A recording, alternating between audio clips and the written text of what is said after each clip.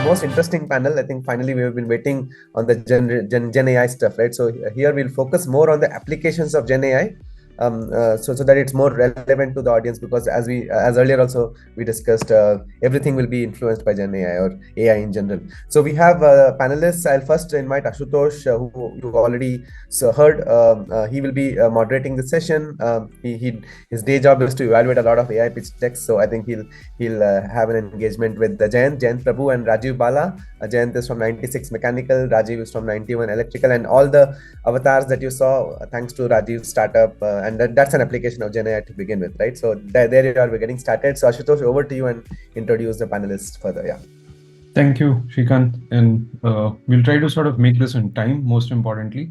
And the funny thing is, I was just telling someone that how do you organize a session with engineers and not talk about technology, because we spoke about a bunch of things through the day. And when we were planning for this session, we had an offline group where Jayant, I, and Rajeev were exchanging messages. Here we are here to speak about AI, and one thing which we observed is Jayant is mechanical, I am a mechanical engineer, Rajeev's electronics. So, anything's possible in the world, and if AI is magical, I mean, things have happened in a way that three non-software educated guys are coming and talking about AI. So that's the funny bit here, but without sort of going much into it, a quick one, the objective of this panel was everyone's spoken about Gen AI so much, everybody's talking what may happen. We started off the session talking about what the education should look like, but what's more far contextual is what's happening in industry today. Because what industry buys will define how education has to evolve or what industry looks forward. So we have two people on the panel here, Jayant, 96 Mechanical, Rajeev, 91 batch. Very interesting sort of backgrounds for both of them. Jayant's been on the data and engineering side for pretty much, I think, from the start of his career at Wipro. Rajeev's been on the marketing side of things and looked at digital marketing and analytics all his life. Interestingly, one of the person, Jayant, has looked at all the enterprise and the business side of things, and Rajeev's seen it from a consumer lens. So we have both of these people, one who brings in a perspective from an enterprise perspective and Rajeev from the consumer perspective. So before we start, I'll quickly let Jayant and Rajeev do a short introduction, and then I'll bring in my questions to them. Jayant, over to you, and Rajeev. Thank you, Ashutosh, and good morning and good evening to everybody. I know that we are running out of time, and I see the participants dropping as well. But absolute pleasure to be here and talking to you about what AI can do in general. The technology is great. I mean, it's existed all along, but I think we are now at a watershed moment where applications are starting to emerge, and more than applications, it's the value that AI is able to generate is here for us to recognize and stay. So I think this is going to be a decade for, talking about this being a tech decade, but I would say it's an AI decade. So everything that's going to happen in the tech world is going to be powered by AI, and of course Gen AI is a revolution that is here to stay. So looking forward to this engaging conversation, and also meeting all of you in NITKonnect on the 3rd of Feb. Rajeev, you've been on the consumer side of things all your life. I mean, would you want to sort of tell what's your journey been and how did you get into this and what do you think things will look like? So you're on mute, Rajeev, we can't hear you. Yeah, can you hear me now? Yes. Yeah, so about 7 years ago, I said I'll build IoT applications, Internet of Things applications for consumers, not businesses. And over a period of time, I invented, basically, we have a lot of proprietary technology around a smart water bottle that was connected to the cloud, etc. And I only had one indexable page on my website, which is live now, which is smartflask.net. And then the problem statement for me as an entrepreneur, because I didn't have money for paid media, etc., was how do you take 1 to 1 billion with 1 rupee and in 1 day? And I've been playing around with Midjourney, and I've done a bunch of experiments, and essentially the marginal cost of making an incremental SKU essentially becomes zero, because we pay the LLM $30 and we get 3,000 images. So that was my ChatGPT moment, and I then immediately built a brand called Molecule, which you can see here as a practitioner. And I said, why don't I get the crowd empower the crowd to actually build their own private label brand. So that's my broad journey. And in 1997, as I was telling you, I actually sold AI, which came in a PC, and it was output of mapping photography of the vasculature with mathematical byproducts of the ECG. You could screen it in advance, etc. So I've been doing this for some time. Thank you. Got it. Lovely. Jayant, a quick one. You've been advising companies and large global CIOs across the world for a very long time. What happened when ChatGPT got announced? I mean, were these enterprises ready? Did they get shocked? Or what was the reaction on things like this? ChatGPT launch was really a watershed moment for AI. I think what that meant was for a lot of technocrats, it became a very easy way for explaining what AI does for the businesses. AI is not a new subject. It's existed from the 60s. We've heard of. I remember doing some of my batchmates did projects on what we termed as expert systems back then in '96, but they were the sort of the stuff that was done by people sitting in ivory towers, needed a lot of computing power. Only the far and the few in terms of the rich could afford it.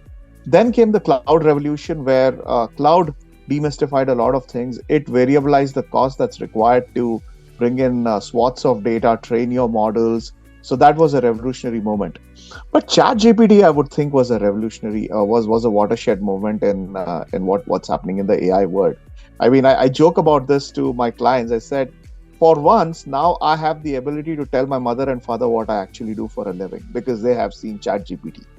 So it's easy to tell them that here's a product that you go and ask. Here's like a bar that you can go and ask questions, and it gives you the right answers for the most part of the time. So that's what it's done for the industry. I think it's basically created a buzz about what AI can do, and people are asking questions. If I can get all these answers about anything in the world, why can't we do this for our enterprise?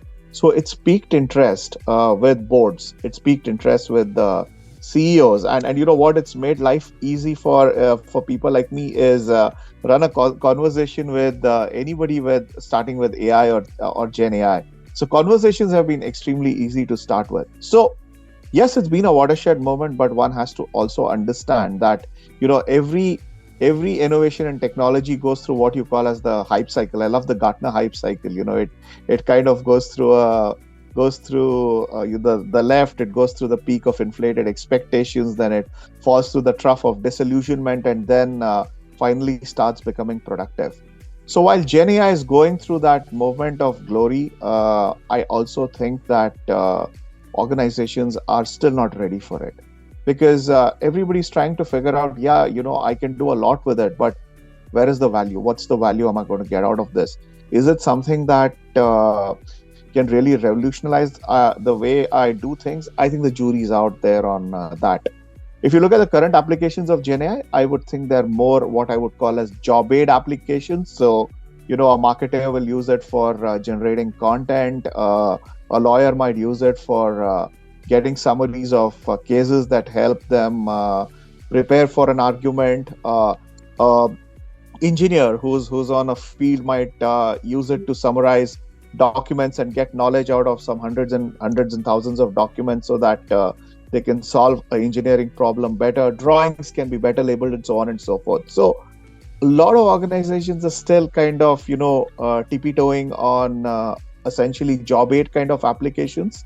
The real value will come when you can absolutely use this to say, file your returns with the exchange. I would love to have a day where a CFO says, XYZ chatbot, please show me my balance sheet for this quarter or this day, and boom, it gives you the balance sheet, and the CFO can just sign on it and say, I'm going to just let this be reported to the browsers. I think we're far away from that, but it will happen. Got that. Interesting. Rajeev, anything on the consumer side which you found it fascinating? And probably I'll pose the same question again to Jen, that are there one or two areas where you were most excited, you're starting to see something which is happening now, or you feel strongly about?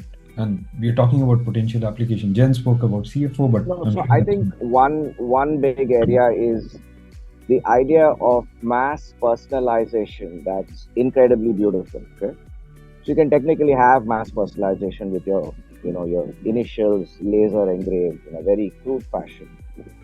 But I think what I'm seeing is uh, personalization at scale with AI merch is a big one of the big movements that I'm seeing happening, and it has a bunch of other use cases as well.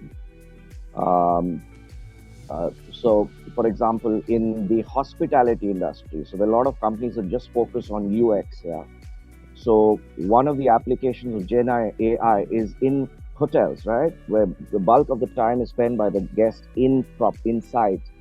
Can you have the infrastructure? Can you have the data about them? You have their face. Can you do something? And can you create AI merch to make a moment of what I call surprise and delight for the customer? Yeah. And this is not me talking. This is from a big website, Hinduja Global Subsites, where they say brands are created in moments, etc. So there are a bunch of applications that I'm seeing, I think, all being driven by this innate human need to express themselves at one end and be narcissistic at the other end as well. Okay. And it's not just trivial. We are creating a lot of, I think it will create wealth at scale. So I think in the modeling that I've done, can we make 1 million entrepreneurs making $2,000 a month from AI merch without any investment in capital? Yeah. Then I think it's therapeutic as well. There's an entire genre of art which is called healing art. Yeah. So when you have serious problems at population scale like loneliness and depression, just the act of creating your own art, which is, and there's data which says that 70% of all art that's created is only viewed by its creator. Yeah. So it's a fairly kind of intense process. And so there are a bunch of use cases. I'll add just one more point. Now, this bottle has a NFC tag underneath it. So it becomes a water wallet. And it can solve for problems of dispensing with, PET bottles. There's going to be more plastic in the ocean than fish soon, etc.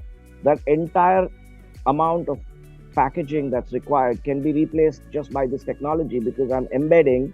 You have the cloud, you've got payment, you've got an NFC tag. This costs 10 cents.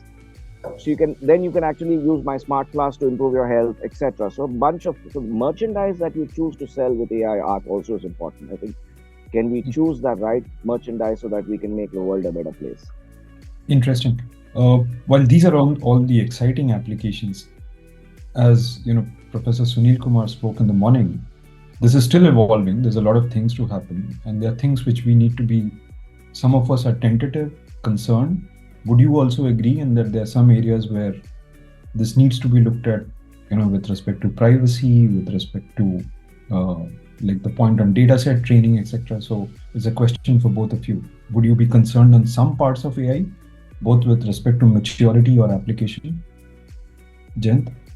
Oh, absolutely. I mean, one of the things that I preach when we look at preach is probably a strong word, but what I speak about to our clients and everybody is that you have to be responsible in your use of AI.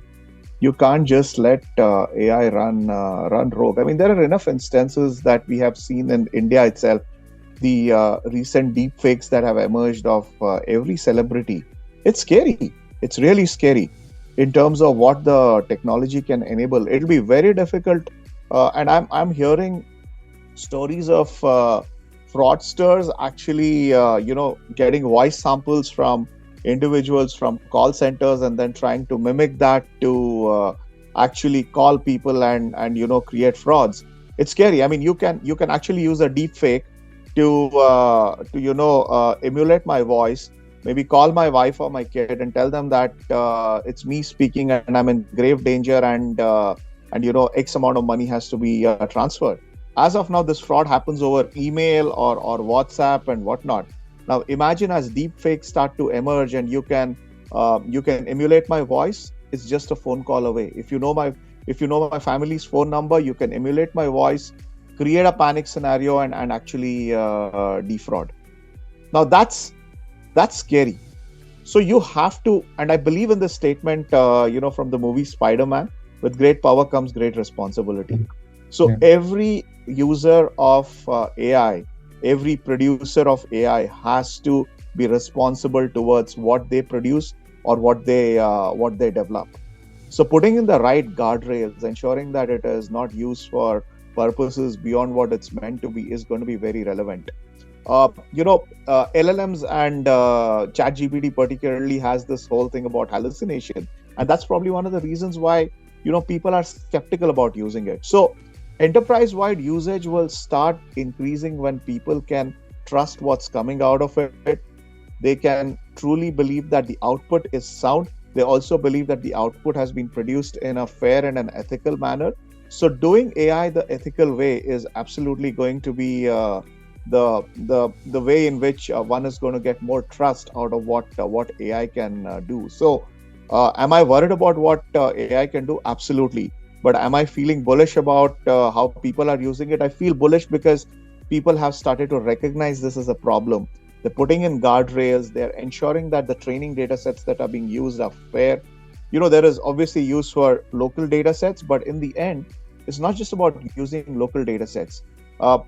We know how AI can go wrong. I mean, there is this data out there which says, an AI-driven bot that was used for judgments in the US convicted a certain ethnicity more than a certain other ethnicity because of the bias in the model itself.